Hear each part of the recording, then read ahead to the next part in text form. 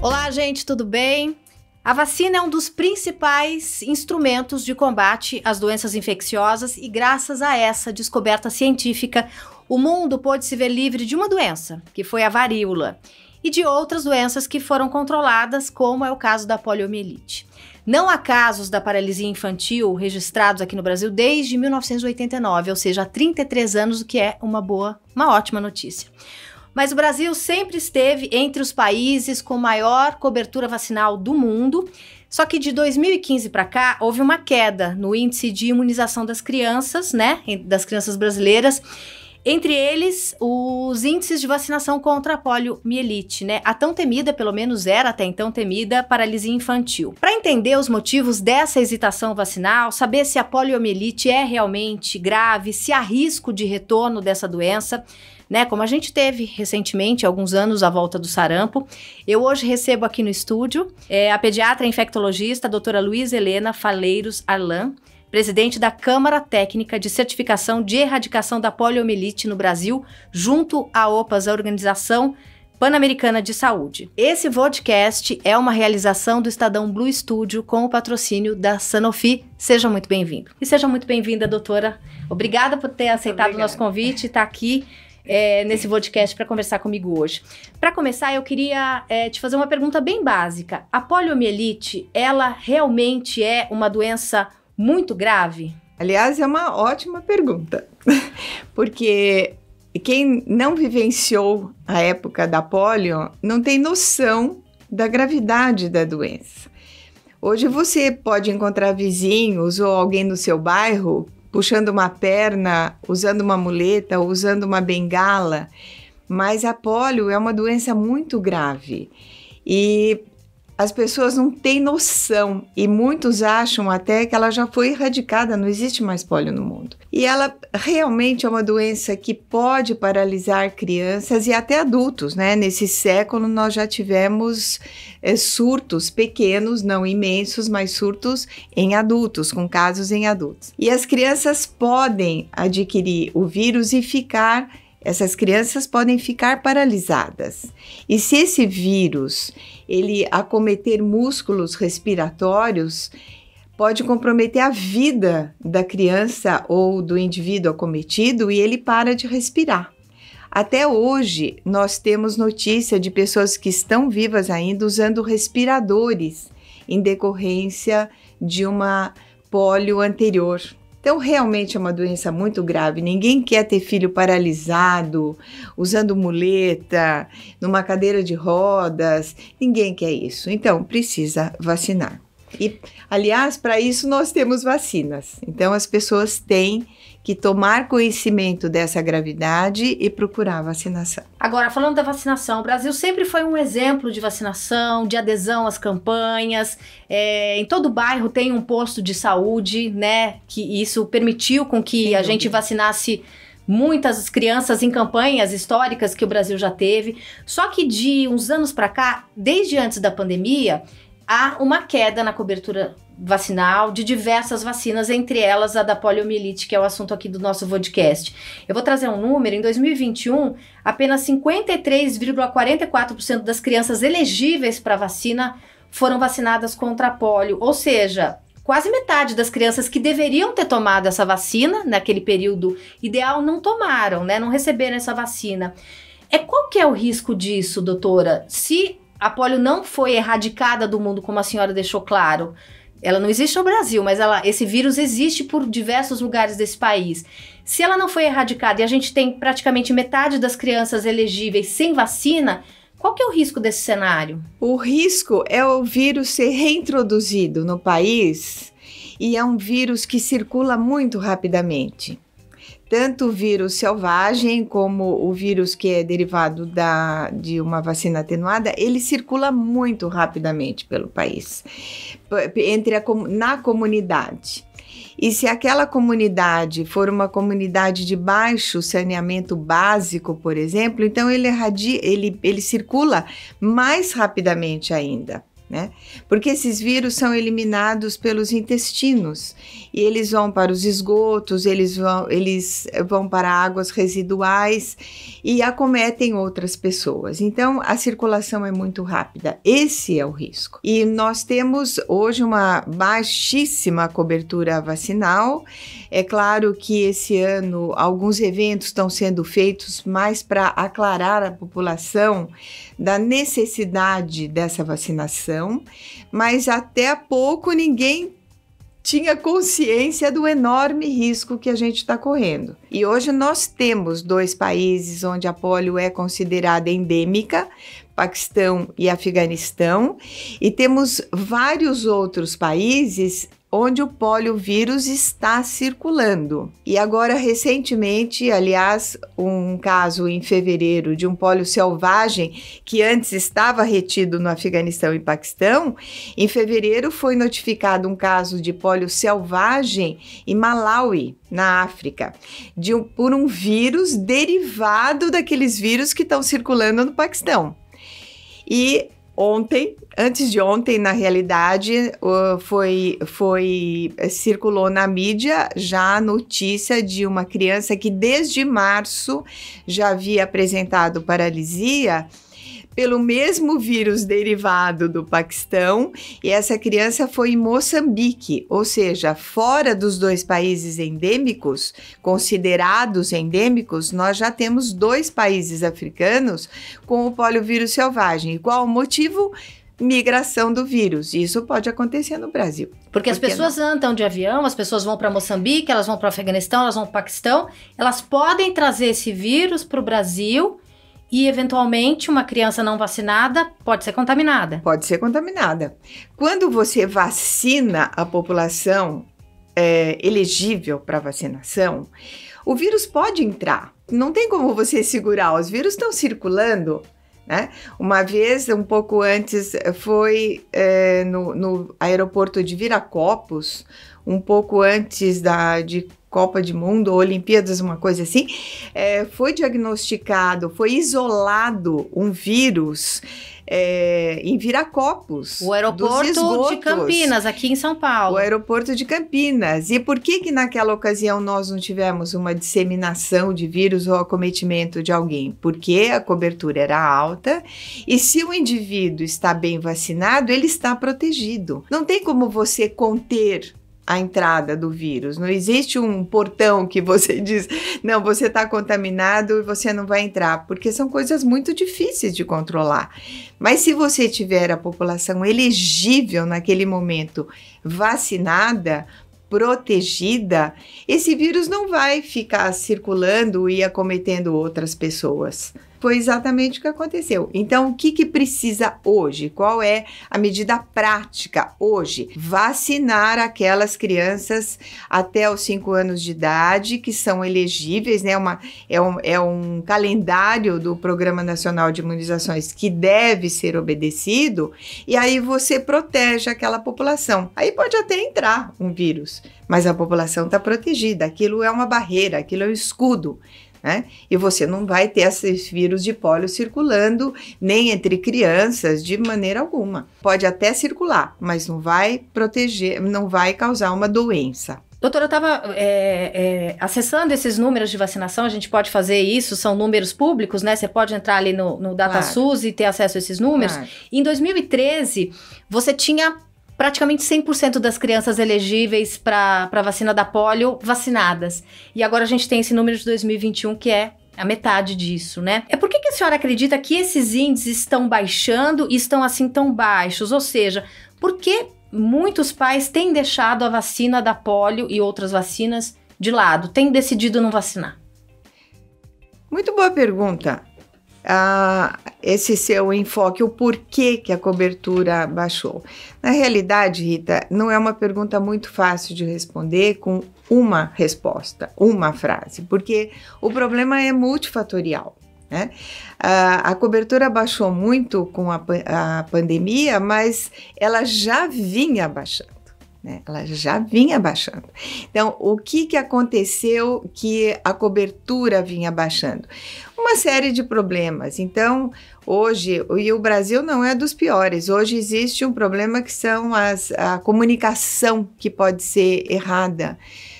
Falar contra vacinas, ou você disseminar notícias erradas sobre uma vacinação. E se você fala de uma vacina que não deveria ser administrada, você essa notícia vai correr como se fosse para todas as vacinas. Ou seja, se você coloca uma vacina específica em dúvida, a população leiga duvida de tudo. Começa a duvidar. Mas então eu não vou vacinar? Por que eu vou vacinar? Por que eu vou vacinar contra a polio se já não tem caso? Não é bem assim, né? Então, esse é um dos motivos. Outros motivos, um deles, por exemplo, é período de abertura de UBSs, de centros de vacinação. Outro pode ser... Que às vezes é no horário que a mãe está trabalhando, né? Eu sinto isso na pele às vezes. Parece que isso melhorou um pouco agora com o Covid, mas esse é também um dos motivos. E precisa chamar o pessoal para a vacinação, alertar a comunidade médica para o risco da reintrodução do vírus. Enfim, eu acho que esse ano melhorou um pouquinho isso, né? As coisas está havendo mais notícias sobre a necessidade de vacinação. Enfim, é um problema realmente multifatorial. E as fake news, né? Não pode um indivíduo chegar num vídeo e disseminar no YouTube que não precisa vacinar ninguém. Isso é muito ruim para a comunidade, né? Porque os pais, muitos pais ou responsáveis por crianças não sabem a enorme importância daquilo, né? Os médicos sabem, mas muitos, inclusive, acham que não existe mais problema nenhum, que já não existe polio, enfim.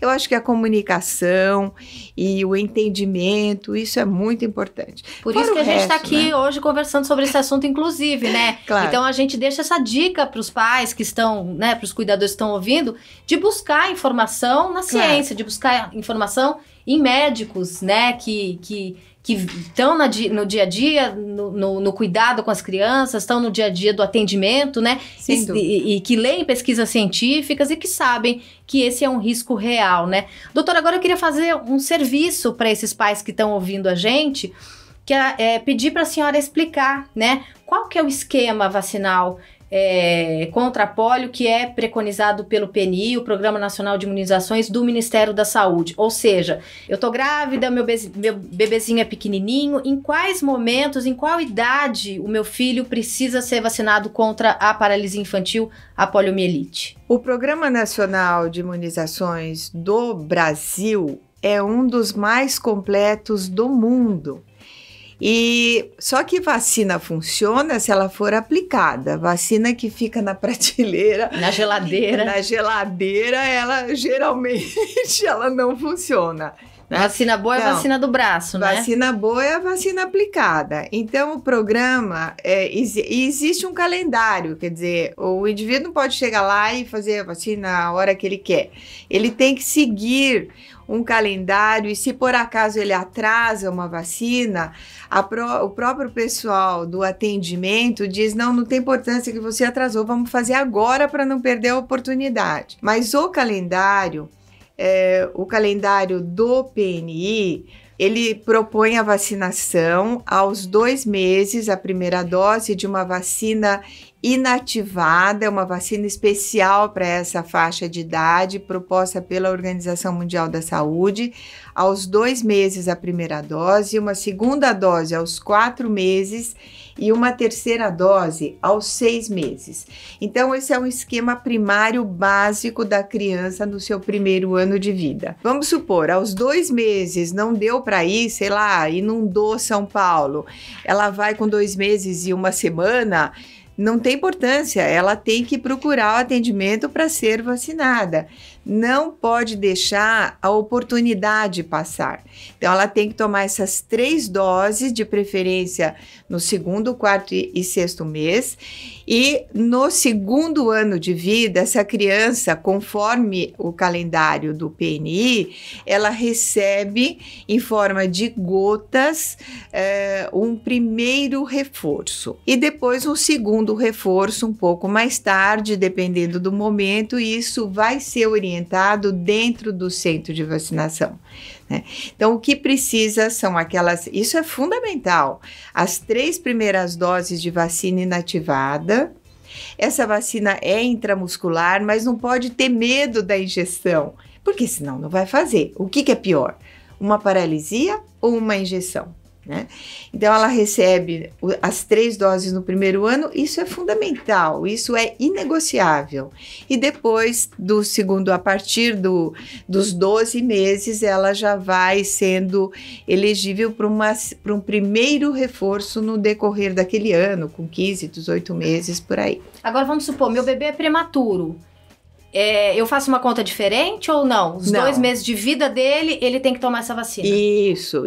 O bebê prematuro foi para casa, ou enfim, ele nasceu antes das 38 semanas, não tem importância. Aos 2 meses ele vai receber essa e as outras vacinas para essa faixa de idade. Sim, e inclusive fazendo esse serviço, falar para as pessoas que tiverem dúvida, no site do Ministério da Saúde tem esse esquema vacinal, no site da Sociedade Brasileira de Pediatria também tem essa carteirinha, as datas que você tem que levar o seu filho para tomar essa e outras vacinas. Isso. E também no site da Sociedade Brasileira de Imunizações você encontra esses dados ali, Com 2 meses você tem que levar o seu filho para tomar essa vacina e mais outras, E por que é importante seguir essa sequência que foi pensada para o calendário brasileiro? Por que é importante não pular a vacina, não fazer quando der na telha?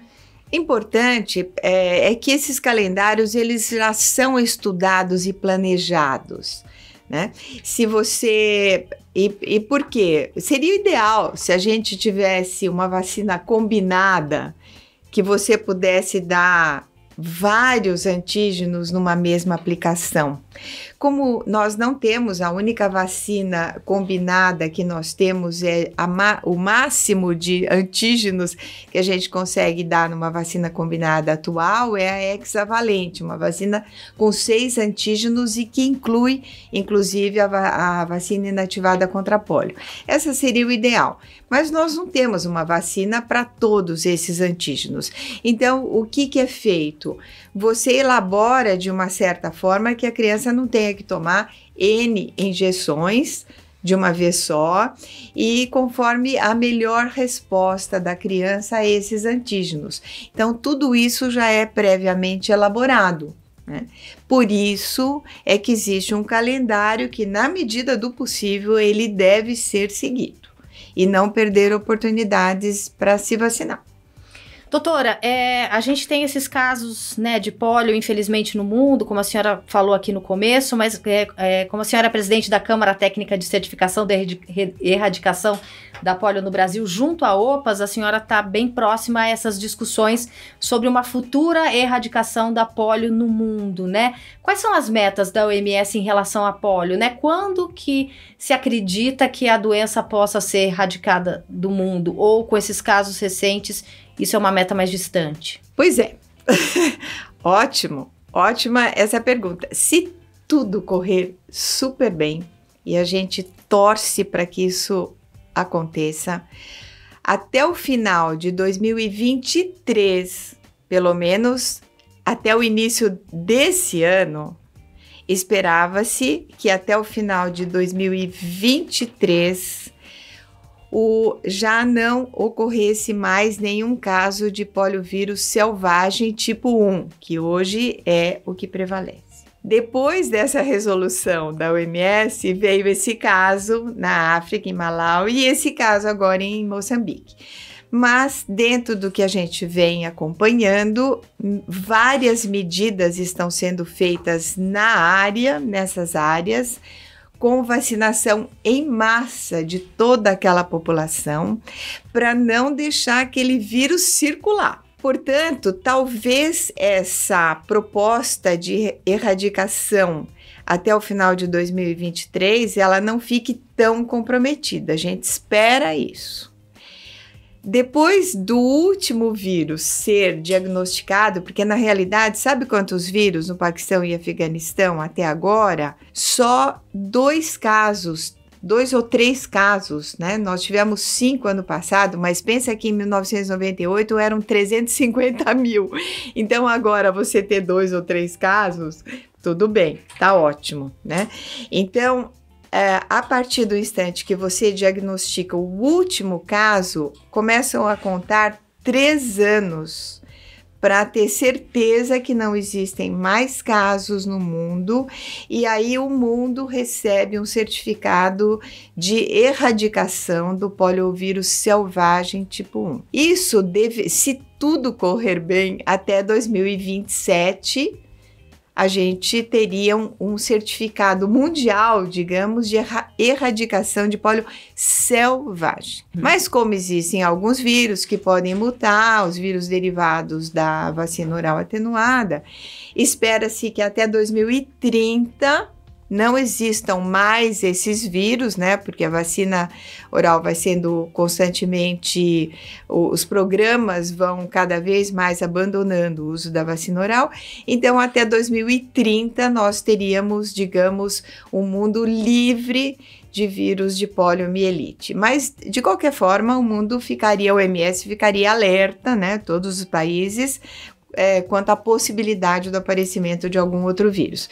Mas é essa sequência proposta conforme o plano estratégico da OMS até 2030. Mas para isso a gente precisa voltar a vacinar, né? Maciçamente. Claro, tem que vacinar. Não é abandonar a vacina. Se abandonar a vacina, vai voltar tudo como era antes, com uma porção de crianças paralisadas por aí. E a gente não quer isso, né? Não Seria uma isso. tragédia. Não quer isso, exatamente. Bom, eu queria agradecer a presença comigo aqui no estúdio da pediatra infectologista Luísa Helena Faleiros Arlant, presidente da Câmara Técnica de Certificação de Erradicação da Poliomielite no Brasil, junto à Organização Pan-Americana de Saúde, a OPAS. Muito obrigada pela sua presença, doutora. Muito obrigada a você pela oportunidade, Rita. Muito obrigada. Bom, esse podcast foi uma realização do Estadão Blue Studio com o patrocínio da Sanofi. Muito obrigada pela sua audiência. Até a próxima.